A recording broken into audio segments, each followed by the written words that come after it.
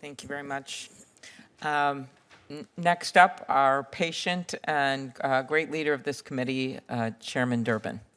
Thanks, Senator Klobuchar, and thank you to all the witnesses. I'm sorry I was late, but there's a roll call on the floor, and we're trying to balance things back and forth. Very interested in this issue, but I also want to comment on this hearing.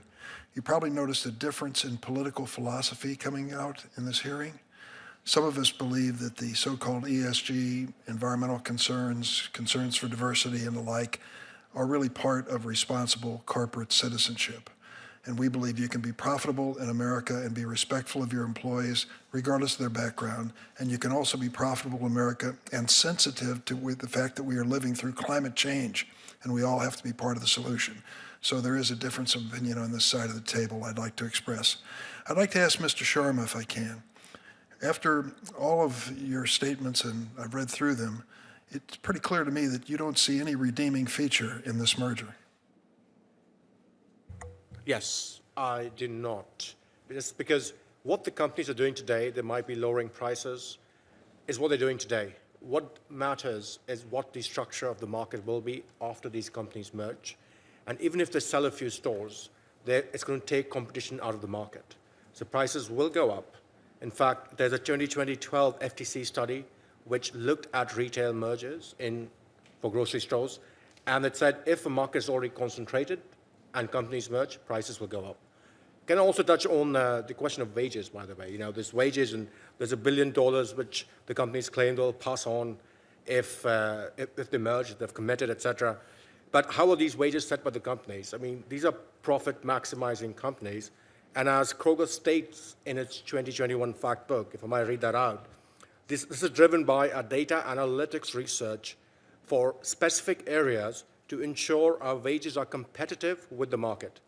So if there are fewer stores in an area, it would seem to me they would face less competition to hire people. So they might actually reduce wages. So this is, you know, it's completely at odds at how they actually do business. So the lack of competition does not benefit the consumer. Prices are likely to go up. And the elimination of some stores, it's debatable as to how many and how soon, would mean fewer opportunities to shop, which means at least some inconvenience, if not more. I think of, Mr. McMullen, I think of my hometown of East St. Louis, Illinois. Kroger has been in that area for a long time. And I think of the efforts that I put in, and a lot have joined me, to try to reestablish a grocery store in a town of 20,000 people. National was there for a while, pulled out. And it is a battle. I have it all over my state, in rural areas and in inner city areas. How can this help these communities by having fewer stores? Senator, thank you for the question. And first, thank you for all your support of organized retail crime. It's a huge help, so I just wanted to mention that. When you look at my support in stopping organized retail. Yes, I was going to step in as the chair and clarify. Yeah, you, Senator. Very much accepted as the modification. Totally agree, Senator. If you look at across the country, for us, our vision is to serve America. And when we look at serving America, that's every community. And every community is important to us. And today, we're fortunate to be able to do that. You know, that's part of the fun part of our business. Both of us, three of us, enjoy serving rural communities, inner city communities, other parts of the communities. And when you look at, from a combined basis, it'll allow us to create certain economic advantages from a technology standpoint in terms of today, point-of-sale equipment, both point-of-sale systems. We both have teams. Well, obviously, you would only need one team from a technology standpoint. And those things will allow us to leverage what we would call a seamless shopping experience as well. What I'm getting to is maybe I'm challenging you to think, if you're envisioning the future of markets, supermarkets, to consider what's going on in rural America and inner cities. The markets are closing, but dollar stores are opening.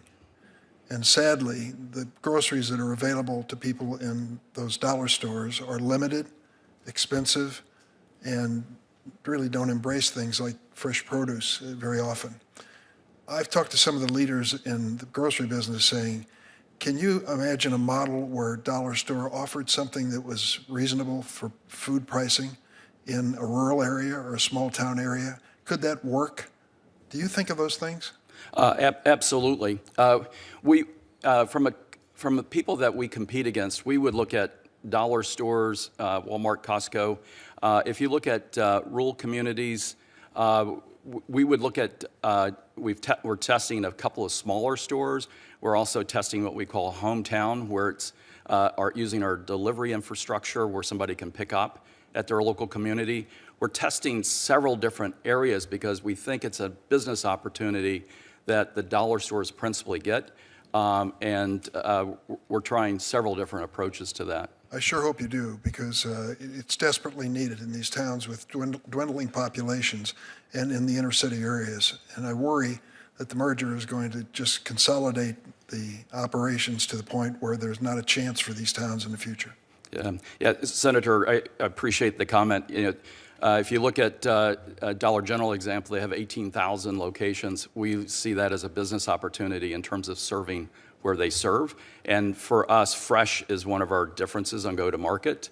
And it's something that we believe is an opportunity, and we're testing things to try. So thank you for the question. Thank you very much. Thank you, Madam Chair. Thank you very much, Mr. Chairman. And while we were all glued to this hearing, I would like to report that the U.S. World Cup team defeated Iran. So there we are.